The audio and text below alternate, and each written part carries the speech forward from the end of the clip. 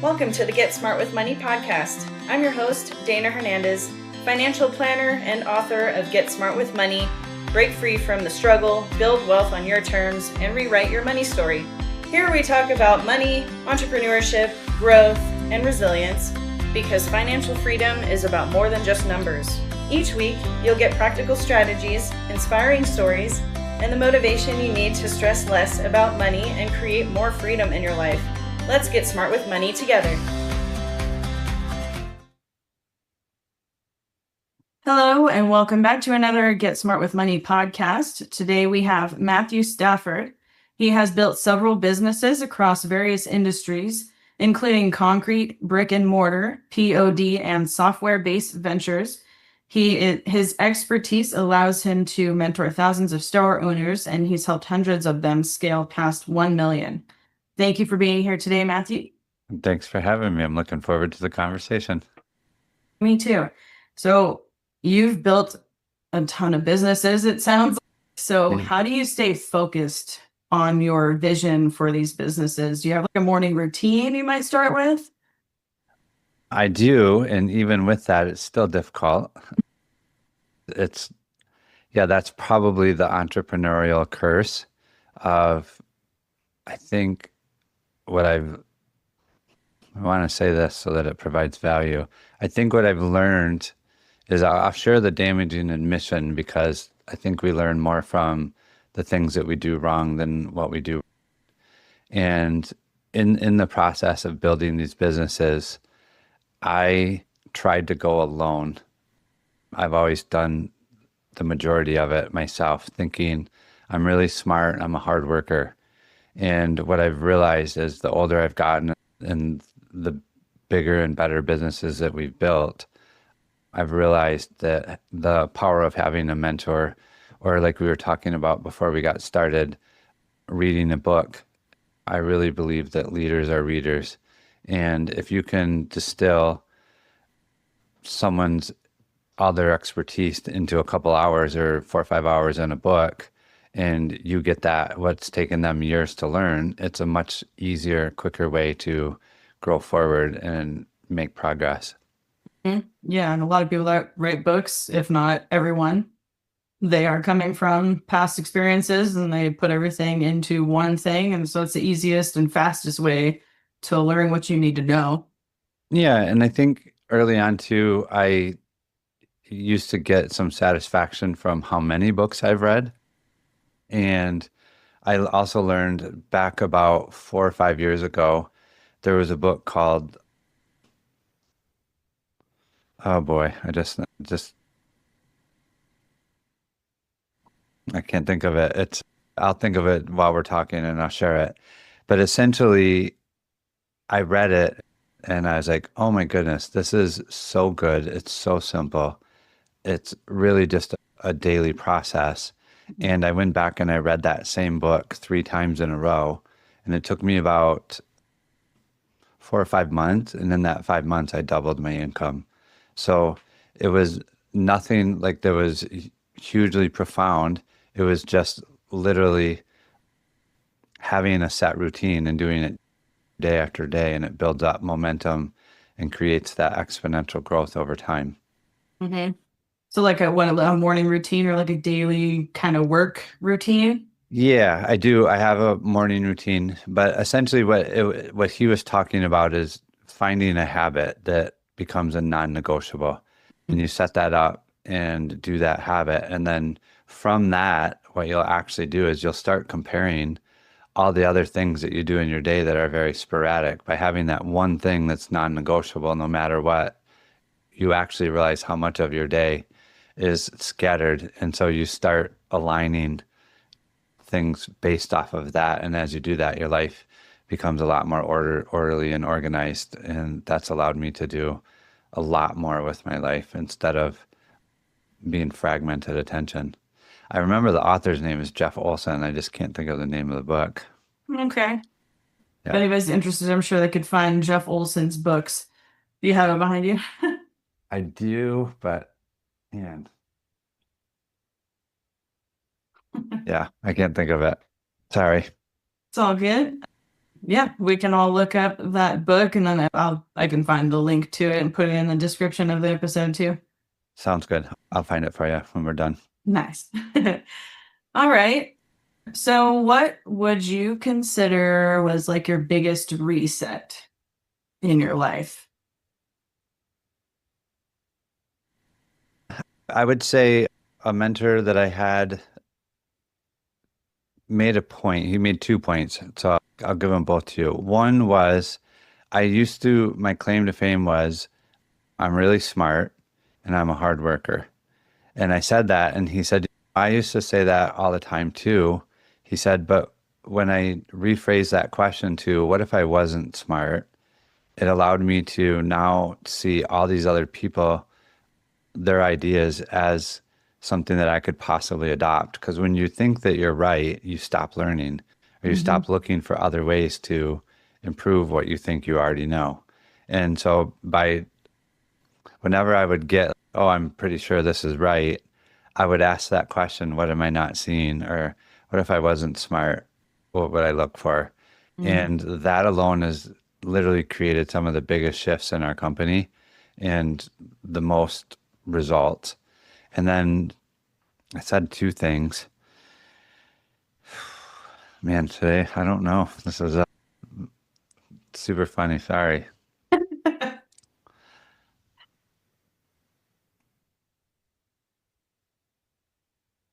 Yeah, my mind's again gone.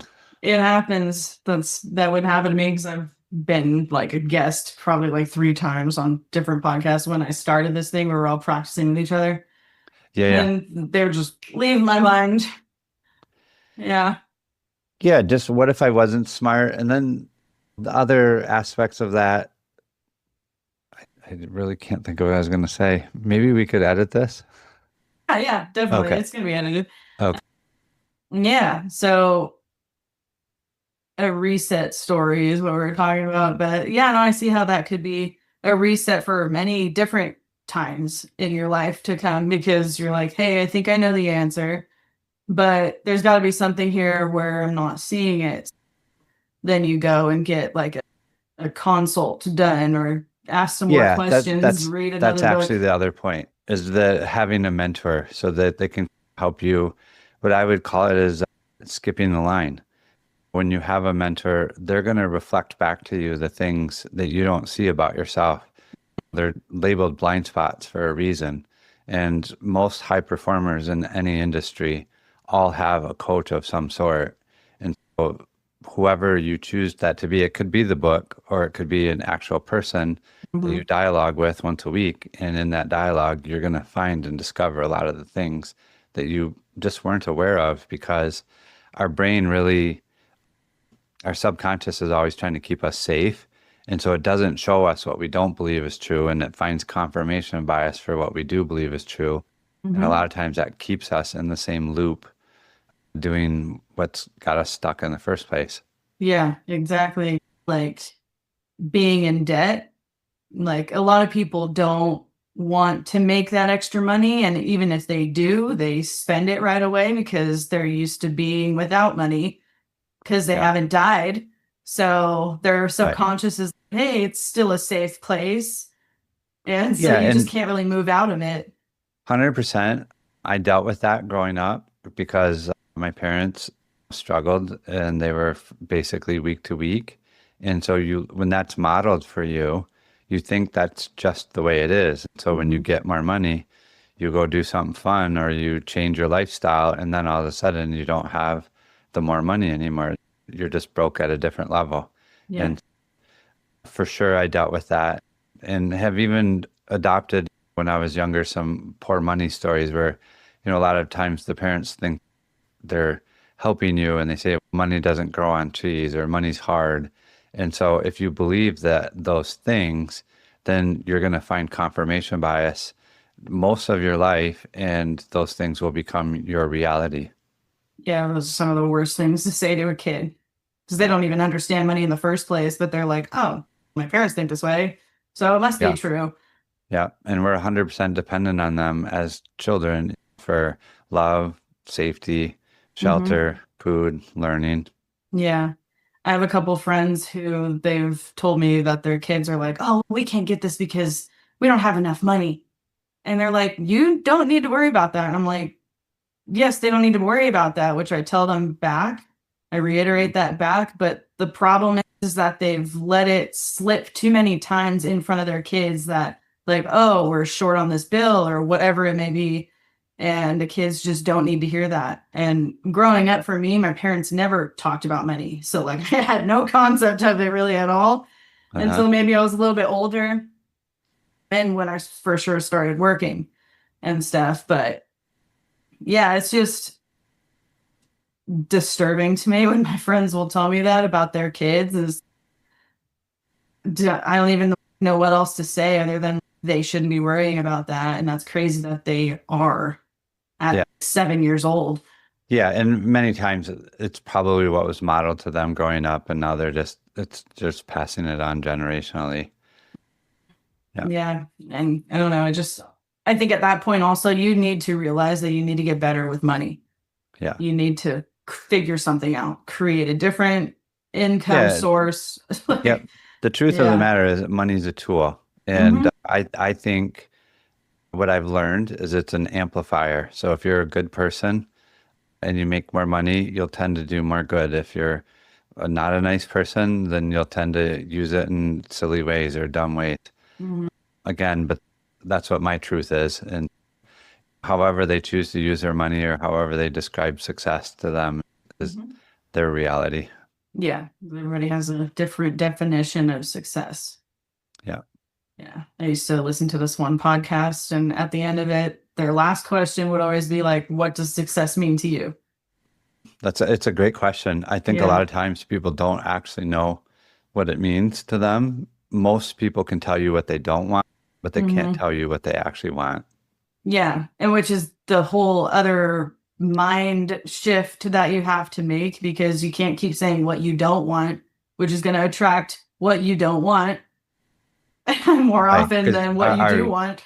yeah, our minds are goal making machines. And so when you speak that over and over, it's going to find a way to make that come true. Mhm. Yeah. So it's Yeah. really important to also just feel like and think like you already have the things that you want because you trick your brain into wanting what you or having what you want. Yeah. There's a reticular activating device in your brain, Hmm. and essentially it looks for clues to figure out what you want. And so once you tell it what you want, like that's why people always say, write down your goals as if they've already happened, Hmm. because eventually your mind doesn't know whether that's true or not true. And so when you think it's already happened, it will go find more clues as to how to get you to that point. And I totally believe in that. I journal every day, and I have 3 prompts that I write every single day around money. Okay.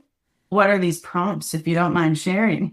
Yeah, so the one I write that I love money and it's fun and exciting to create and multiply it abundantly. The second one is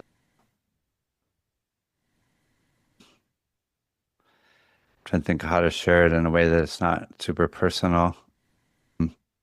That I ruthlessly remove distractions and and let's see, I ruthlessly remove distractions and optimize what scales in 90-day sprints.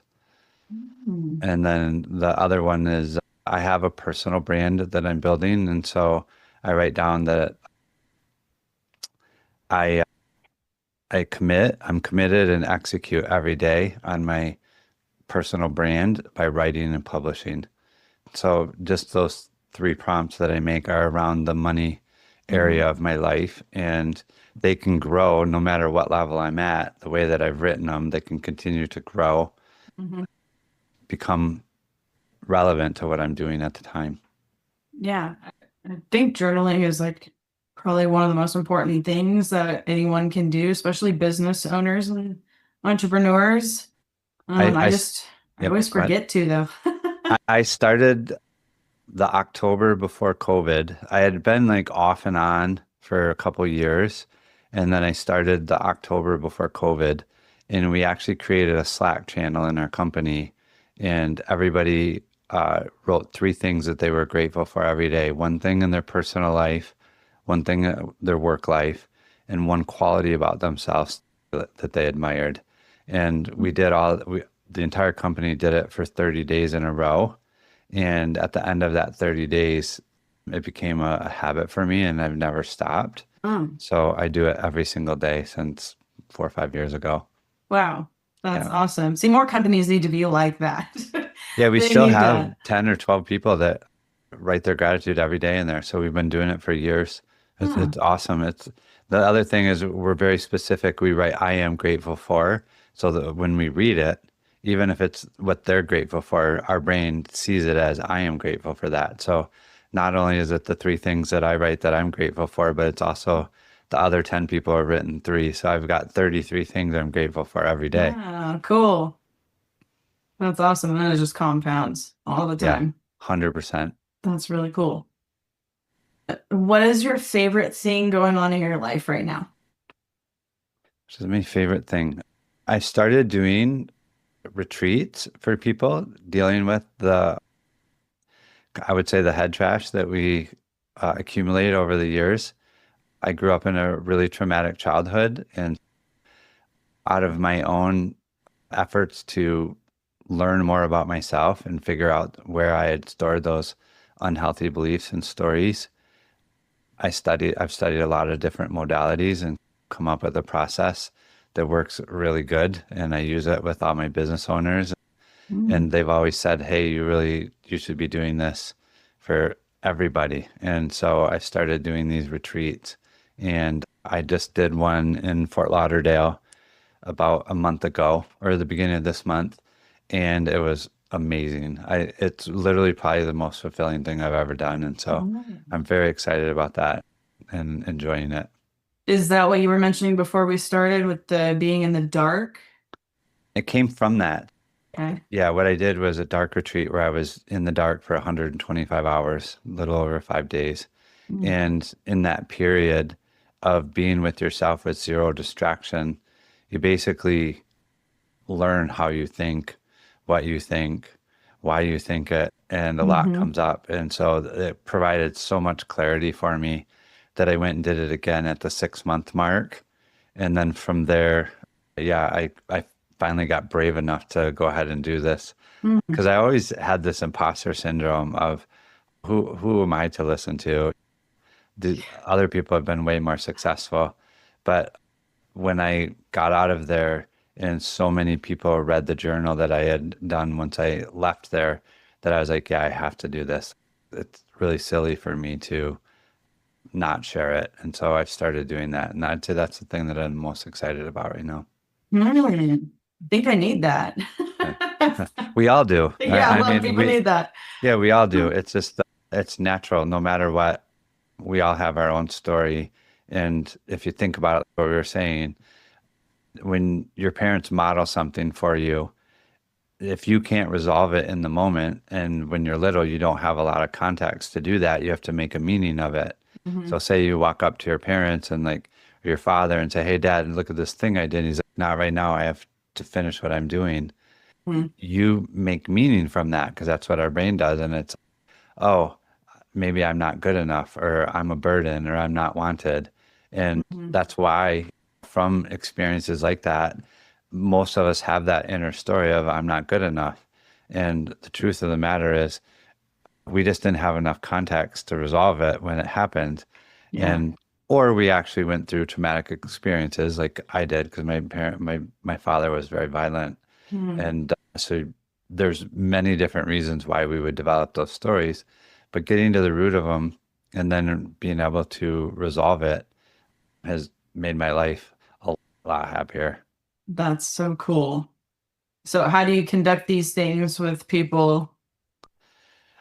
Typically, so what I did was we rent an Airbnb and everybody has their own room and we go through a series of exercises. And by doing that in a group setting, we can actually witness other people changing, and then it makes it much easier for us, comfortable. And yeah, there's a couple of communication techniques that we use too that For many people, it's the very first time in their life that they've actually felt like they were seen, heard, Mhm. and accepted because of the way it's called a dyad. You could probably Google it and they'll give you Mhm. examples of it. We do that to start with, which creates a bond between everybody in a realm of safety. And then from that point, then we explore the stories that we have. And most of the time, people have never spoken about them or they don't even realize they have them. And Mhm. so in that setting, it's really easy and safe to talk about it. In fact, on my Facebook page, I have a couple of testimonials posted from it. Awesome. Yeah, people can go read it. And I love doing it. So if it interests them, be happy to help. That's awesome. So, like anybody in the country and in the world can come Yeah, to we do it this? Zoom. Yeah, we do it Zoom. When I do the one-on-ones, obviously the group thing is a specific container during a period of time. Yeah. Yep, So would you recommend probably people flying out for that? I do. Yeah, Yeah. yeah, That sounds like something that would be totally worth it. yeah. Because I'll just share a couple examples because I know that they've already given me permission. One gentleman, he didn't actually feel his feelings. He thought his feelings. So Mm. he could describe everything that he thought, but he couldn't actually translate it into a feeling in his body. And I think that's what a lot of us do. We think our feelings instead of feel our feelings. And when it gets to the shadow work or those unconscious stories that we have, the answer isn't to figure it out, it's to feel it out. Mhm. And so I have a very specific process I take people through that reconnects their brain to their body. And when they feel it, they let go of it, and all of a sudden they have a whole bunch of insight because usually it's an area that they don't want to go to or they avoid it. And the way that we do it, it's non-disclosure, so you don't even go back to the experience, just stay right in the now, but you Mm. can still feel through it. It's pretty amazing. It sounds like some sort of meditation or something. There is, yeah, because you're observing your thoughts and what's going on, and I'm very specific in how I lead it so that they can do that. But yeah, it's very gentle, like a meditation. Even Mm. though it does a lot of really deep work, it's actually very gentle. People tend to be nervous when they start, and then when they're done, they're like, "Oh, that's not anything like what I thought it was going to be. That was amazing." That's good. Yeah, yeah, Yeah, it's normally a lot easier for like women to feel their feelings and get through things like that, but for men, for sure, it's definitely harder for them to connect with their feelings and thoughts, I think. yeah. We're raised that our value is in what we produce, Mhm. and guys are told all the time they don't cry, get up, Yeah. rub some dirt in it, whatever. Mhm. And so you think when you have those big emotions, it's not safe. So instead, you just go into your head, create an area of safety, and literally never learn how to express your feelings in a healthy manner. I Yeah. think that's part of the reason why we see so much of the issues that we do now is that Yeah. there's a lack of healthy communication because we were really raised that like those feelings weren't okay. Do you seem to have a lot more men in these groups, or is it like an equal amount? No, it's both. It's both. Yeah, Yeah. Yeah. It's both. that's good. I think we all have, like I said, growing up, it's almost impossible to not have that story unless your parents are quite a quite along the process of emotional and emotional intelligence or even self-regulation. Okay. And but most of us weren't taught self-regulation through our childhood. Yeah. And that's where a lot of people get into drugs and stuff like that because they just bury their feelings. Yeah, they can't handle it, so they numb. Yeah, Yeah. it's very normal. Yeah. It's silly. Yeah, But it's sad because it does happen all the time. yeah, Yeah. I see it every day. Yeah. So you said you're working on a book. You said it's basically about the time that you spent in the dark and what happened.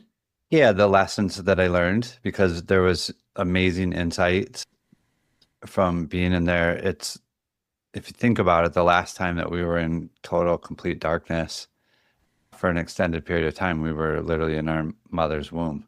Mhm. And so it's not like anything else I've ever done. I've tried different plant medicines and all the different things through my healing journey. And I will tell you that that time alone in the dark was probably the most profound thing I've ever done.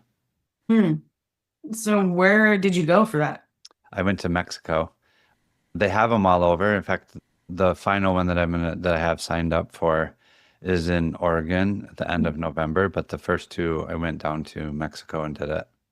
And it's a Wow. room that's set up specifically for that experience where they can get your food into a chute where it Hmm. doesn't let any light in.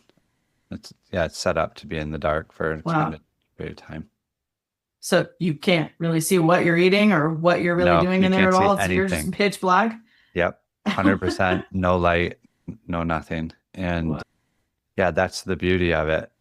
It's amazing. What I found was the first 24 hours, I literally was like, it felt like my mind was detoxing. It was Hmm. pretty challenging because you're so used to, instead of going deep into your feelings, as soon as you get to something that's uncomfortable, oh, I'm hungry, or oh, I Hmm. need to go to the bathroom, or oh, I gotta throw that laundry in. We are addicted to distraction Yeah. rather than going deep. And yeah, you break all your addictions in there because you're, it's just you and your thoughts, and everything that you've avoided Wow. eventually bubbles up. It's pretty amazing. Hmm. I think I'm going to ask you for some information. I'm going to put it in the description of the episode for sure, because I've never Yeah, heard of I'll this. actually share I've journaled a lot. I've got about 4 or 5 thousand words Okay. that's going to eventually become the book, but I'll give you those notes. And Oh, awesome. already thousands of people have read it, and I've got hundreds of people reach out to me to ask questions. And I love helping others. I think really my purpose of going through what I did when I was little is to help other people learn how to deal with it sooner because I didn't Hmm. really figure it out until I was in my 40s. Yeah, it's crazy how like we realize later on, oh, I think this all happened for a reason because now I'm learning from my experiences and now I can share it with everybody else. Yeah, 100%. Yeah, it's crazy how life works like that. Yeah. Yeah. Yeah, we all have a set story, I think. Yeah, it's again, like we said earlier, it's what's true for us. So I don't see the world the way it really is. I see it how I believe it is.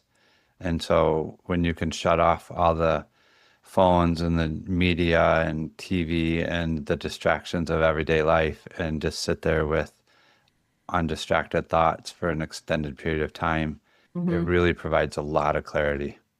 Yeah, that's why going on being out in the forest, like camping or whatever, with no phone is great. Yes. Yeah. Getting back to nature. Yeah, it's fantastic. It's very freeing.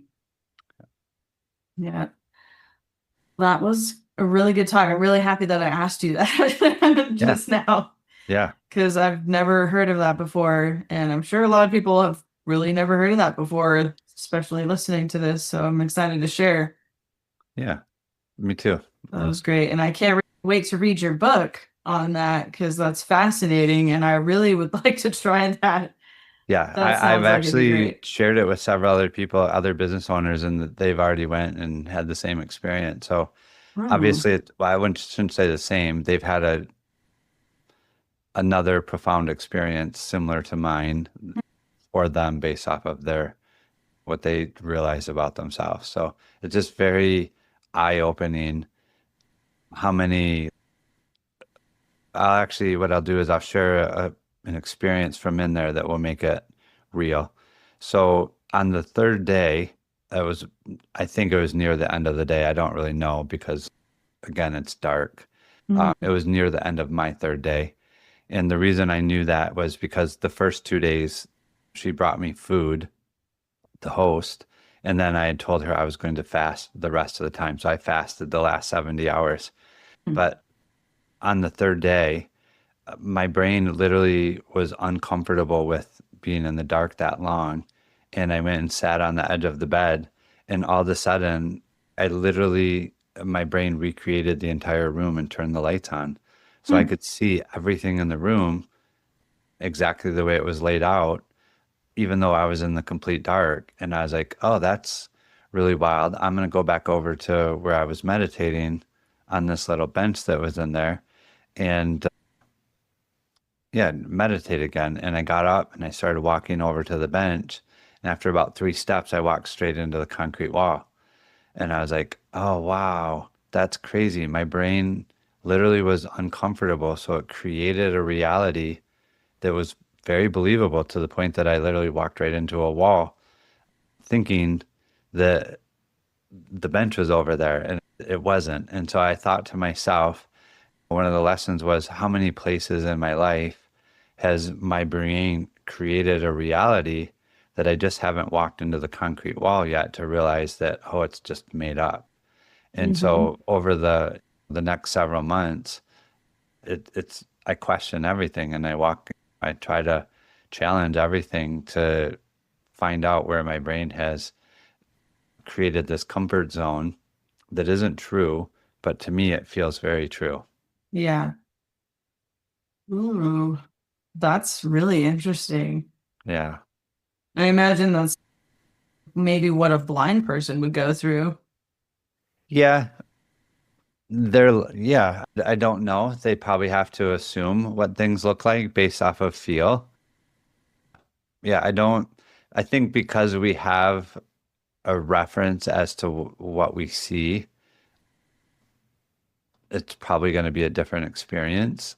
But if you were always blind, their reality is different than ours is. Yeah, if you were always blind, you don't know really what anything actually looks like except for Right. feel. Yeah, and maybe how sound bounces off of it. Yeah. Yeah, I will tell you, eating in the dark was absolutely incredibly amazing Oh, as well. yeah. Yeah, it's silly how much we eat our food without actually paying attention to what we're doing or paying attention to the food. Mhm. We're usually multitasking or doing other things. And in there, like you can't. And so you feel the texture of the food, you feel the flavors of the food. Yeah, so it's so much more in depth. It was crazy. Were you told what you were going to eat, or you just had to Yeah, I figure it out? knew I told her what I wanted, Okay. and yeah, she made what I wanted. So That's interesting.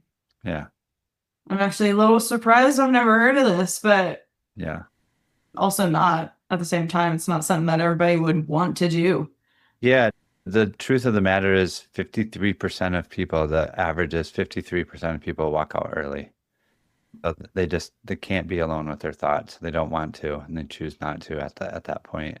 Crazy. For me, I realized that most of the things that we actually want are on the other side of what we avoid. And so it was worth it to me to Isn't that stay true? through and yeah, deal with the discomfort because on the other side of it was a whole nother world for me. Yeah. Yeah, we get in our own way a lot of the time. It really is so annoying. Yeah. Yeah. Agreed. Yeah. So that was awesome to learn that just now. Yeah. Cool. It was a good question. So it brought up a Yeah. good subject. Apparently it was. Let's see.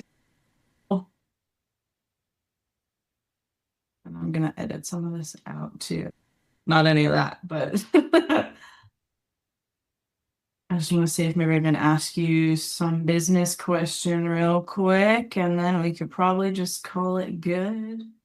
Okay. Since everybody is talking about AI these days, how do you exactly use AI for any of your businesses or all of them, perhaps? Yeah. Use it for everything. One of the other journal prompts that I use is that I will use a strategic thinking partner 3 days a week, and that we're an AI first company than what we do. And we essentially brought all of our employees together. I have about 30 employees right now and said, hey, we want you to figure out how to use AI to make you more efficient at your job. And so we need you to research 3 different tools that you could use to make your job better and to produce higher quality work, and then bring that back. And then as a company, we all presented to the entire company what we discovered. And so essentially it was several hours of learning how different people could use it and what they would use. And then we set that up we use a system called EOS, which is where each month you have a rock that you're working on. And for that quarter, everybody had to work on a new tool every month and then figure out what was the most efficient for them. And we've probably had 4 or 5 of our biggest wins in the last 90 days compared to the last 12 years. And Wow. I 100% think that it is because you have a $20 a month smartest assistant that has a PhD in every field as a thinking partner. And I don't want it to replace our thinking. I want it to enhance our thinking. And so the way that we use it is to essentially not replace people, but to make them a lot more efficient and better at their job.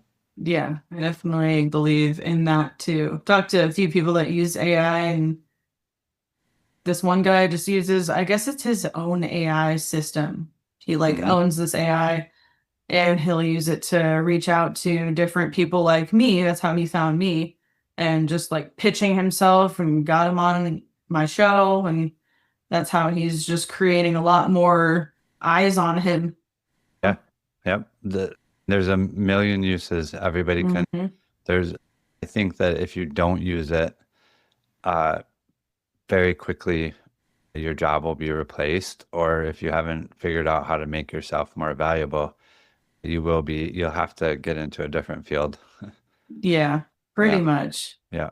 Yeah. I actually had AI just create a brochure for me the other day for expectant mothers and families and stuff, just on basic financial services and getting prepared for your kid to go to college.